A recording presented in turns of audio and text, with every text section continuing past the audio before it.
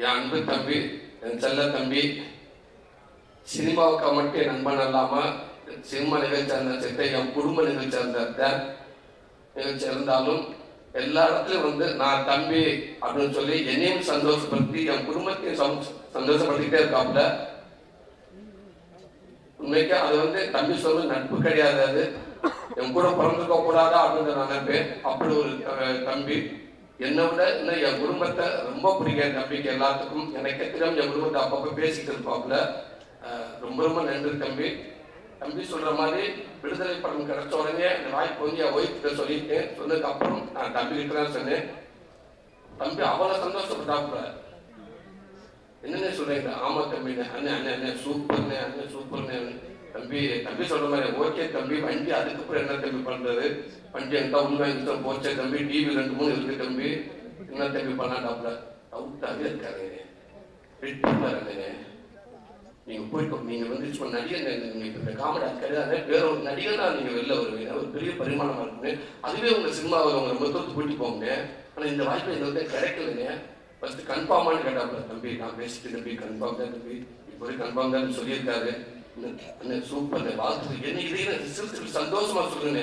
அதுக்கப்புறம் தான் தம்பி யோசிக்கிறேன். பிச்சுப்படி பேசாம டவுட்லேயே இருக்காருங்க, சூப்பர்னு சொன்னாப்புல. அதே அதுக்கப்புறம் கேட்டேன், தம்பி அப்புறம் காமெடி பழக்கமெல்லாம் நம்ம பண்ணலாம்ல தம்பி, அதுவும் உண்டு இல்லை அப்படின்னு கேட்டேன்.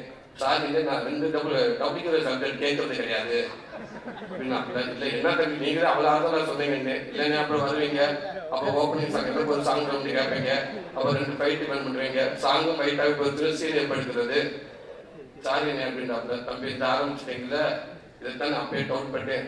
நீங்கள் கரெக்டாக போயிருவீங்க அப்படின்றாப்புல. தம்பி இப்போ சொல்கிறேன் தம்பி, நான் வண்டி நம்ம வண்டி கரெக்டாக போயிடும் தம்பி. ஒரு வேலை போயிட்டு ஒரு அட்ரஸ் கேட்க சொல்லுவாங்கல்ல, இப்படி போங்க பைபாஸில் போங்க, ரைட்டோட ஒத்தேரி பாதை வரும், அதுக்குள்ளே போயிட்டே இருங்க. கொஞ்சம் தூரம் கொஞ்சம் பயமாக தான் இருக்கும், கொஞ்சம் மோசமான பாதை தான். கொஞ்சம் தள்ளி போயிட்டு ஒரு ஸ்ட்ரீட் லைட் வரும், அங்கே ஆளுங்க இருப்பாங்க, அதை கேட்டு ஓடிடுங்க அப்படின்னு சொல்லுவாங்க. அந்த மாதிரி அந்த மெயின் ரோட்டில் போயிட்டு ரைட்டு திரும்பி அந்த அட்ரஸ் சொல்லிவிட்டு என்னை விட்டு மாறினேன். நான் இது வரைக்கும் கூட்டி வந்துட்டேன், பிக்கப் பண்ணி ஓடிடுறேன் அப்படின்ட்டாரு.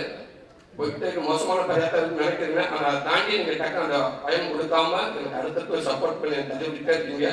ஒருவேளை அந்த ஸ்ட்ரீட் லைட்ல திரும்பி பார்த்தாங்க ஆள் இல்லை, அந்த லைட் கேட் ஆஃப் ஆயிடுச்சுதான் திரும்பி திரும்பி ஓடியாருங்க. அந்த பைபாஸ்ல எஸ்கேன்னு ஒரு டிராவல்ஸ் வருங்க, டிராவல்ஸ் வருங்க பார்த்து டிரான்ஸ்லேட் டாக்டர் ஜம்ப் பண்ணி படியில் ஏறி தம்பி, சாரி பிரேக் பிடிக்கல வண்டியை நேரம் போயிருச்சுனேன் அப்புறம் சொன்னா நடக்கிறது நடக்காது தம்பி. முடிஞ்சளவுக்கும் தம்பிட்டு வந்தாலும் நான் சொல்லி எப்பவுமே அந்த தம்பி சொல்லுவாப்புல. ஆனால் எந்த இடத்துக்கு போனால் உங்களுக்கு அந்த கதை கண்டிப்பாக அமைஞ்சா நான் கண்டிப்பாக இந்த வந்து பண்ணுவோம்னு சொல்லுவாப்புல.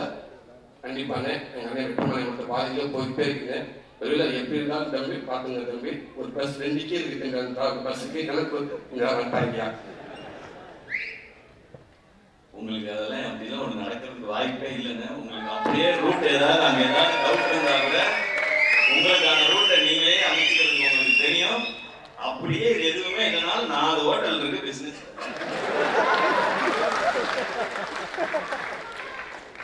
அந்த 4 ஹோட்டல் 40 ஹோட்டல் ஆகுங்க தம்பி. நன்றி நன்றி தம்பி.